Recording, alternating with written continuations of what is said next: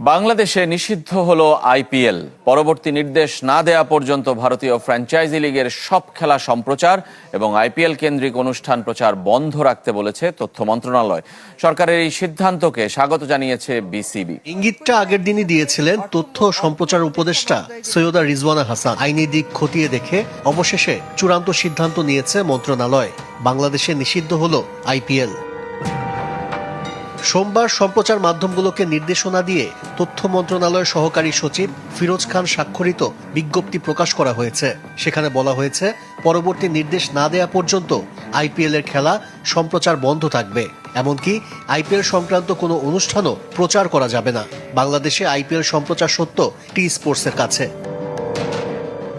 কারণ হিসেবে নির্দেশনায় বলা হয়েছে, মোস্তাফিজুর রহমানকে যৌক্তিক কারণ ছাড়া আইপিএল থেকে বাদ দেওয়ার বিষয়টি, যা দেশের জনগণকে ব্যথিত, মর্মাহত ও ক্ষুব্ধ করেছে।